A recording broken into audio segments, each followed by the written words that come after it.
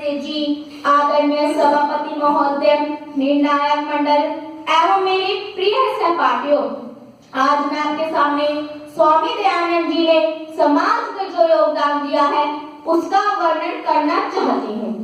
सच में स्वामी दयानंद का नाम आते ही हमारा सर उनके उपकार तथा कृपा के सामने झुक जाता है।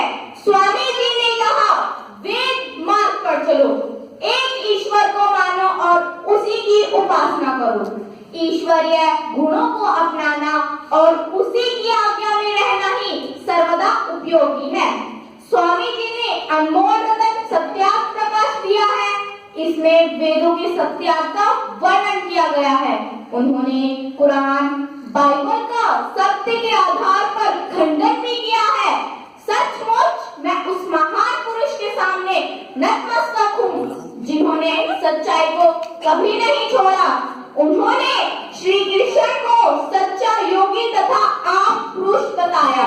उनका गुण, कर्म, स्वभाव तथा चरित्र आप पुरुषों के समान है। उन्होंने पाखंड को मिटाने की चेष्टा की। उन्होंने कहा, ये पत्थर भगवान नहीं है, ये तो केवल मनुष्य की बनाई गई मूर्तियां हैं। यजुर्वेद के अध्याय 23 की सूक्ति में यह बात स्पष्ट लिखी है कि संसार में समस्त प्राणी चेतन स्वरूप जगदीश्वर की संतान है। उन्होंने नारी जाति के उत्थान पर भी अत्यंत बल दिया। उन्हें अपने ओजस्वी व्याख्यानों से प्रेरित किया कि उन्हें अपना जीवन किस प्रकार बिताना चाहिए। उन्होंने कहा, तुम अर्धांगिनी हो, तुम्हारा भी अधिकार है कि तुम सर उठाकर जियो।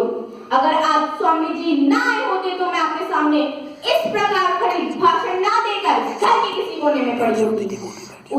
उन्होंने गौ माता के महत्व का भी वर्णन किया है जिसमें उनके प्राण बसते थे। उन्होंने गौ को भारत का मेरुदंड बताया।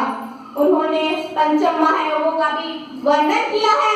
ऋषि दयानंद का कहना मानो, जो चाहे अपना कल्याण सदा तुम करती रहना, पंच यज्ञ का अनुष्ठान। स्वामी जी ने अनुभव किया, हमारे यहाँ सफाई करने वाले लोगों को अछूत कहा जाता है। अछूत का अर्थ है ना छूना। उन्होंने सोचा, क्या भगवान की तरफ से ऐसा हो सकता है? सब मनुष्य एक समान है, फिर ये अछूत क्यों? उन्होंने तीखी आवाज में कहा, ये अछूत हमारे भाई बहन है, आज उसका परिणाम हमारे सामने है। उन्होंने आर्य समाज की स्थापना की जिसका उद्देश्य था सत्य ज्ञान का प्रचार प्रसार और झूठे पंडितों के पाखंड तथा अंधविश्वास को जड़ से मिटाना। स्वामी जी की यह धारणा थी कि एक समान भाषा ही रात को एक शुद्ध में बांध सकती है। उन्होंने कहा, हिंदी को राष्ट्रीय भाषा का दर्जा देना चाहिए। उन्होंने लोगों को स्वदेशी का पाठ पढ़ाया। उन्होंने कहा, प्राची जाति बहुत बुरी है, हम स्वामी दयानंद जी के एहसानों का ऋण कभी नहीं चुका सकते। न उसका था कोई, न आगे भी होगा। ऋषि सा न कोई, समाज सुधारक भी होगा। ऐसे महापुरुष कभी नहीं मरते, अपितु अमर होते हैं। इनका जीवन हमारे लिए आदर्श बन जाता है।